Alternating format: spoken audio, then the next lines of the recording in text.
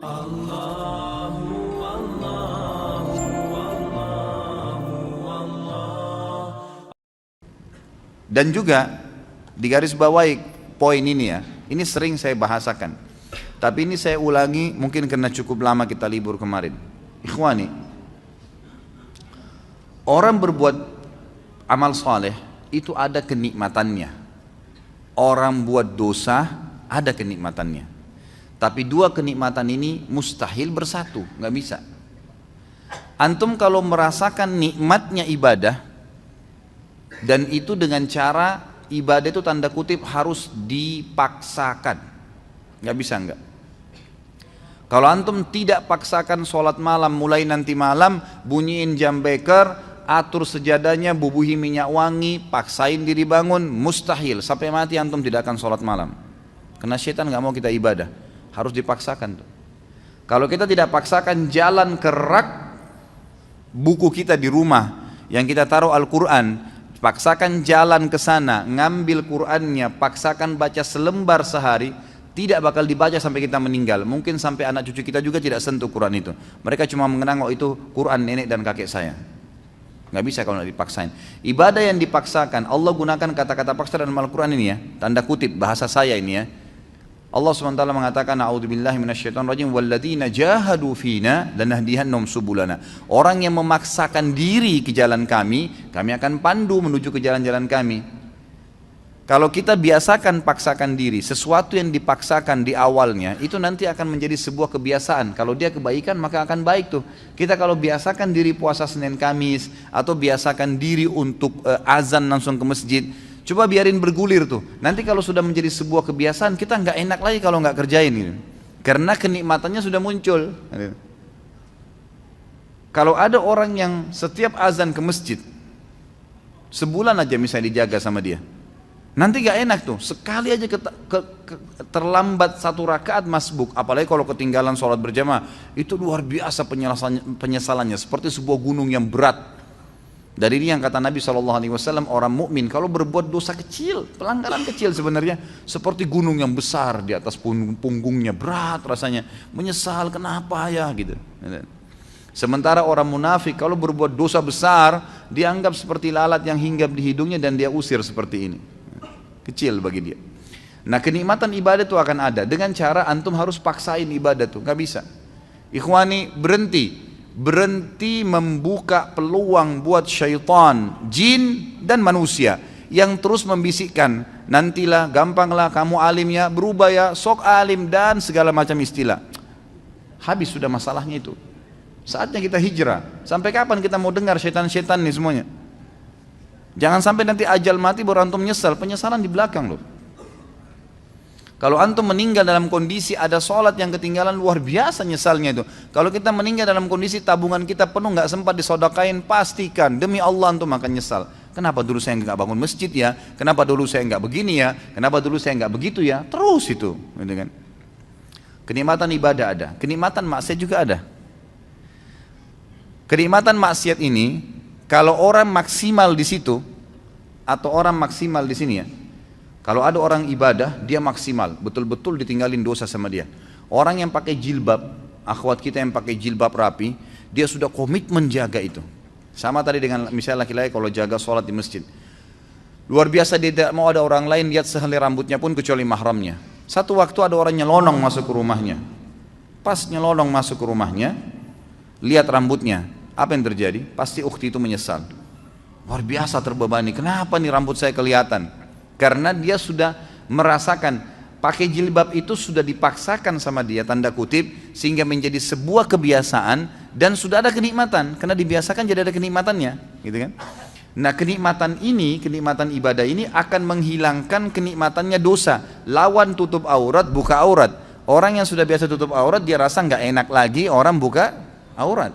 Orang yang biasa sholat, hilang kenikmatan meninggalkan sholat, karena lawannya sholat pahala, ini meninggalkan sholat dosa, gitu kan? Orang yang tarik kepada semua ibadah nih, orang yang biasa gemar bersedekah bantu orang, nanti dia nggak enak, lawannya itu pelit yang akan kita bahas malam ini, itu berat, dia jadi tidak mau tuh, tidak ada kenikmatannya lagi. Dia kalau punya sesuatu, siapa lagi nih yang mau dikasih ini, dikeluarkan, gitu kan? Seperti itu. Dosa dari sisi lain juga punya kenikmatan. Dosa punya kenikmatan. Orang kalau sudah membiasakan diri dalam kemaksiatan, misal perempuan tidak tutup aurat, dia pakai celana pendek, pakai celana ketat, bajunya luar biasa terbuka, gitu kan? Kenikmatan dia jadikan sebagai kebiasaan, muncul kenikmatannya itu. Makanya semua yang dibeli pakaian pendek semua. Kenikmatan ibadah lawannya tutup aurat itu hilang dari dia. Mustahil dia mau tutup auratnya, gitu kan? Karena dia sudah merasakan kenikmatannya maksiat nih, gitu. Tarikin dalam semua kemaksiatan apapun yang antum rutinkan. Makanya sering saya bahasakan ikhwani, Allah subhanahu wa ta'ala menyibukkan kita dengan kegiatan-kegiatan agama tuh. Dibuatin jadwal seharian, ada jadwal sholat, ada jadwal baca Quran, ada amal-amal soleh, banyak programnya ditawarkan supaya padat. Syaitan untuk membuat agar program-program ibadah ini terganggu, dibuatin program juga sama dia, program-program kemaksiatan. Kalau antum sudah dikena dengan satu dosa, misal nonton gosip jam 8 pagi, contoh, syaitan hiasin tuh supaya jadi indah dan menjadi kebiasaan antum. Setiap jam 8 nggak enak kalau nggak nonton misalnya, jadi sebuah kenikmatan, ya kan? Maka antum tidak akan mau diganggu jam itu, kegiatan apapun, mau baca Quran, mau mengaji, mau apa, pokoknya harus saya nonton ini, gitu kan? Dibuat kenikmatan. Kalau kenikmatannya sudah muncul, maka kenikmatan ibadah tidak ada. Kalau ada orang maksimal di sini, dia nikmatin ibadahnya, dia tinggalkan benar-benar 100% dosa, itu yang luar biasa. Itu yang kita harapkan. Kalau ada orang yang maksimal juga di dosanya, tidak pernah beribadah, kalau menurut saya dengan kacamata dia ya, saya bicara dengan kacamata orang yang bermaksiat, itu bagus dia. Kenapa dia bagus? Karena dia maksimal menikmatin tuh.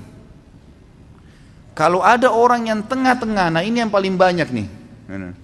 Mudah-mudahan di sini tidak ada. Di tengah-tengah, dia mau ibadah, tapi juga disisipin untuk maksiat.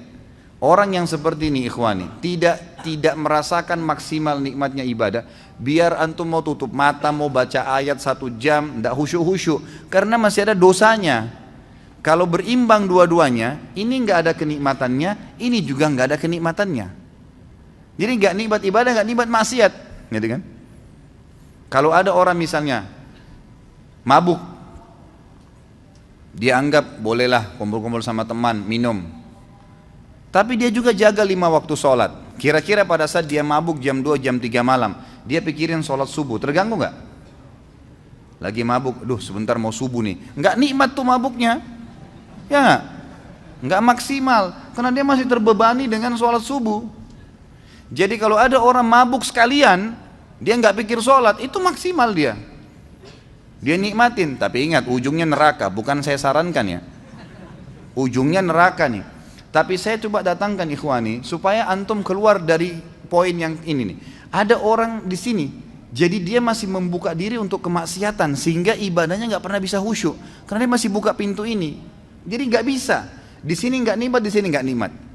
Dia kalau berbuat ibadah, kemudian dia juga masih buat maksiat. Nanti dia pada saat sudah pelihara jenggot, sudah mulai hadir pengajian, sudah mulai jaga sholat, tapi masih pacaran misalnya. Dia jalan, kalau dia jalan dengan pacarnya itu, pasti dia diikuti dengan ketakutan-ketakutan. Takut dilihat, takut nanti ada yang tahu nih teman pengajian, takut begini, nggak maksimal tuh.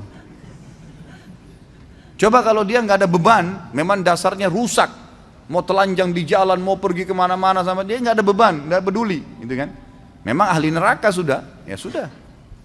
Dia sudah nggak ada malunya, kata Nabi SAW, kalau kau tidak malu, buat apa yang kau inginkan?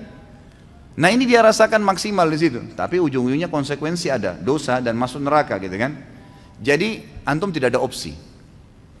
Menjadi orang yang mukmin memang sejati, nggak ada lagi peluang untuk maksiat. Udah habis ceritanya itu. Bisikan-bisikan syaitan untuk gini, untuk gitu, negosiasi supaya masih mau ngurangin kehusuan pahala, ngurangin sedekahnya. Buka dompet 50.000, 10.000, sama 5.000. Pas antum buka niat mau sedekah buat orang fakir miskin. Begitu antum buka syaitan bisikin 5.000 aja. Ya. Dia ambil 5.000 kasih. Enggak, a'udzubillahi minasyaitonirrajim. Makin besar jaring yang kita lempar, makin besar ikan yang didapat. Bagaimana caranya orang mau dapat ikan paus pakai cantolan yang kecil? Jebol lah. Untuk nangkap ikan teri dipakai untuk panggang ikan paus, nggak bisa. Pakai kapal tanker. Tuh dapat ikan paus tuh besar, gitu kan. Ngasih 1.000 rupiah minta sama Allah kesehatan, kekuatan, keturunan, selamat dari neraka, masuk surga, jodoh yang baik. Wah, luar biasa. Gimana caranya? Padahal kalau dia belikan atasannya hadiah, dibungkus kemasan bagus, macam-macam. Kita kalau kasih fakir miskin, ikhwani, itu kita bukan kasih dia sebenarnya, kita seperti memberikan hadiah kepada Allah itu.